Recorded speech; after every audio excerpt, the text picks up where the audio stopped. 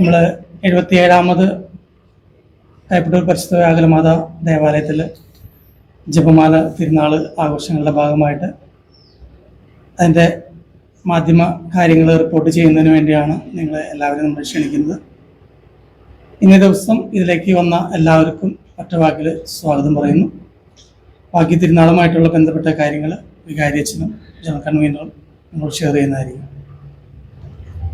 സ്നേഹമുള്ളവരെ, ആണ്ടുതോറും നടത്തി വരാറുള്ള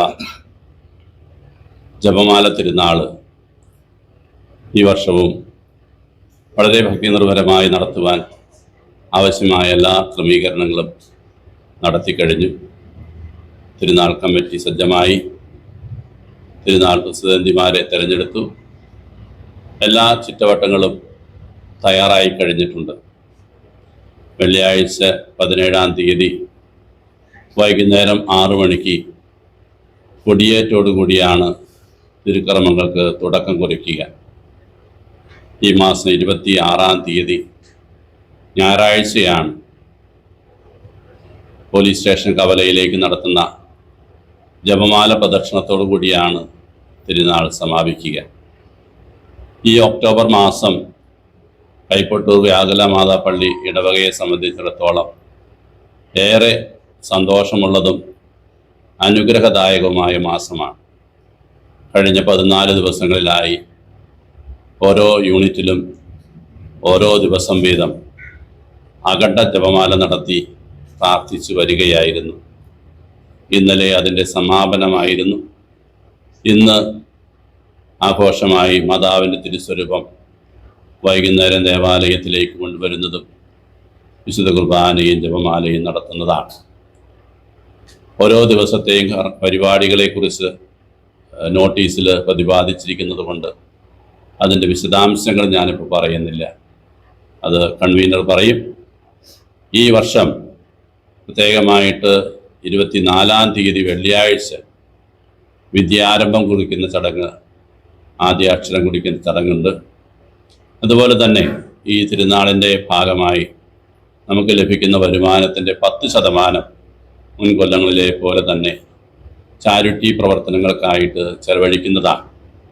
എല്ലാ വർഷവും തന്നെ ഇപ്പോൾ ഓരോ വീട് നിർമ്മിച്ച് നൽകുന്നുണ്ട്. ഈ വർഷവും അതിൻ്റെ നിർമ്മാണ പ്രവർത്തനം നടന്നു വരികയാണ്. ഒരു മാസത്തിനുള്ളിൽ പൂർത്തിയായി അത് ആ വീട്ടുകാർക്ക് കൈമാറുവാനായിട്ട് സാധിക്കുന്ന രീതിയിലാണ് അതിൻ്റെ പ്രവർത്തനം നടന്നു വരിക. അതുപോലെ തന്നെയാണ് കാരുണ്യ പ്രവർത്തികൾ, ചികിത്സാ സഹായങ്ങൾ തുടങ്ങിയവയൊക്കെ ഈ പള്ളിയുടെ നേതൃത്വത്തിൽ നടന്നു വരുന്നുണ്ട്. ഇടവക സമൂഹത്തിൻ്റെ നിർലോഭമായ സഹകരണം ഇക്കാര്യത്തിൽ എപ്പോഴും ഉണ്ടാകാറുണ്ട്. അത് ജാതി മത വ്യത്യാസം കൂടാതെ അർഹിക്കുന്നവർക്കൊക്കെ നൽകി വരുന്നുണ്ട് എന്നതും ശ്രദ്ധേയമാണ്. ഈ അവസരത്തിൽ ഈ തിരുനാൾ ദൈവാനുഗ്രഹപ്രദമായി തീരുവാനിടയാകട്ടെ എന്ന് ആശംസിക്കുകയാണ്. ഇവിടെ ഈ ഇടവക്കാർ മാത്രമല്ല, ഈ കൈപ്പട്ടൂർ നാട് മുഴുവൻ ഈ തിരുനാളിൻ്റെ ആഘോഷങ്ങളിലാണ്, ഉത്സവത്തിലാണ്. നാനാജാതി മതസ്ഥരായ സഹോദരങ്ങൾ ഒരുമിച്ച് വസിക്കുന്ന ഒരിടമാണ് ഈ കൈപ്പട്ടൂർ ഗ്രാമം. എല്ലാവരും സഹോദരങ്ങളെ പോലെ കരുതി സ്നേഹിക്കുകയും സഹകരിക്കുകയും പ്രോത്സാഹിപ്പിക്കുകയും ചെയ്തു വരുന്നു എന്നത് വളരെ അഭിമാനാർഹമായ കാര്യമാണ്. ഈ അവസരത്തിൽ എല്ലാ പ്രവർത്തനങ്ങൾക്കും പരിശുദ്ധ അമ്മയുടെ മാധ്യസ്ഥവും കൃപയും ലഭിക്കട്ടെ എന്ന് ആശംസിക്കുകയും പ്രാർത്ഥിക്കുകയും ചെയ്യുന്നു. എല്ലാവർക്കും തിരുനാളിൻ്റെ മംഗളങ്ങൾ നേരുന്നു. ഏവരെയും തിരുനാൾ തിരുക്കർമ്മങ്ങളിലേക്ക് ഏറെ സ്നേഹത്തോടെ സ്വാഗതം ചെയ്യുകയും ചെയ്യുന്നു. അവസാനത്തെ 2 ദിവസം എന്ന് പറയുന്നത് ഒക്ടോബർ 25, 26 തീയതികളാണ്. 25-ാം തീയതി നമുക്ക് 6 മണിക്ക് ആഘോഷമായി ദിവ്യബലി, പ്രസംഗം, ജപമാല, തുടർന്ന് പള്ളി ചുറ്റി ആഘോഷമായ ദിവ്യ പ്രദക്ഷിണം ഉണ്ടാവും.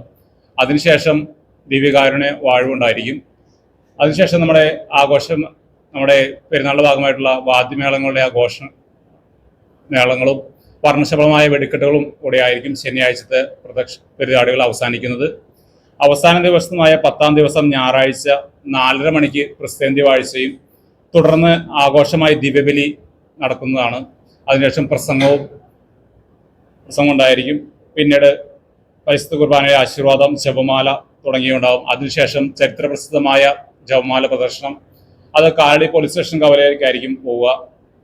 അതിനു വേണ്ടിയിട്ട് നമ്മൾ ഏകദേശം 7000-ഓളം മുഴം മുല്ലപ്പൂവിൽ അലങ്കരിച്ച രഥത്തിലായിരിക്കും മാതാവ് ഇറങ്ങുക.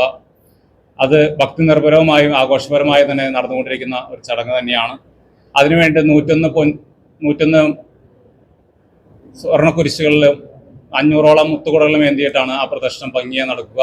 തിരിച്ചു വരുന്ന വഴിയിൽ തിരിച്ച് പള്ളിയുടെ മുറ്റത്തെത്തുമ്പോൾ മാതാവിനെ പുഷ്പവൃഷ്ടിയോടെ തന്നെ പള്ളിയിലേക്ക് ആനയിക്കുന്നു. അതിനുശേഷം പരിശുദ്ധ കുർബാനയുടെ ആശീർവാദത്തിന് ശേഷമായിരിക്കും നമ്മുടെ അന്നത്തെ പൊതുചടങ്ങുകൾ അവസാനിക്കുക. അതിനുശേഷം ആഘോഷമായ വാദ്യമേളങ്ങളും വർണ്ണശബളമായ വെടിക്കെട്ടുകളോടെ തന്നെ അന്നത്തെ പരിപാടികൾ അവസാനിക്കുന്നു. ഏകദേശം ഈ വർഷം 3700ഓളം പ്രസിഡന്റിമാരാണ് ലാസ്റ്റ് തിരുനാളിന് ഞായറാഴ്ചത്തെ ദിവസത്തേക്ക് നമുക്ക് പേര് തന്നിരിക്കുന്നത്. ലഭിച്ച അനുഗ്രഹങ്ങളുടെ നന്ദിയുടെ ഭാഗമായിട്ടാണ് നമുക്ക് അത് ലഭിച്ചേക്കുന്നത്. നാനാജാതി മതസ്ഥര് ഏതൊക്കെ ദേശങ്ങളിലാണോ കൈപ്പട്ടൂർ ഇടവകയിലെ മക്കള് പോയിരിക്കുന്നത് ആ രാജ്യങ്ങൾ ഏകദേശം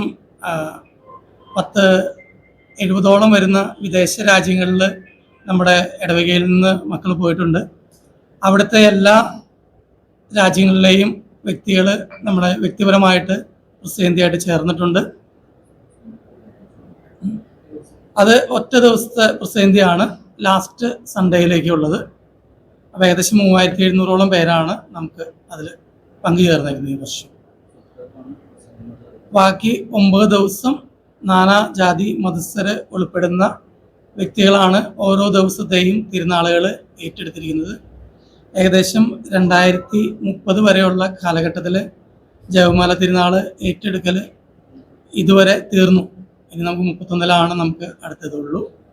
ഇതാണ് മെയിനായിട്ട് നമുക്ക് അടുത്ത് നന്ദിയോടുകൂടി സൂചിപ്പിച്ചതുപോലെ തന്നെ ഈ പ്രാവശ്യം 3700ഓളം നാനാജാതി മതസ്ഥരായ ക്രിസ്ത്യാനിമാരാണ് അവസാനത്തെ തിരുനാൾ ഏറ്റെടുത്ത് നടത്തുന്നത്.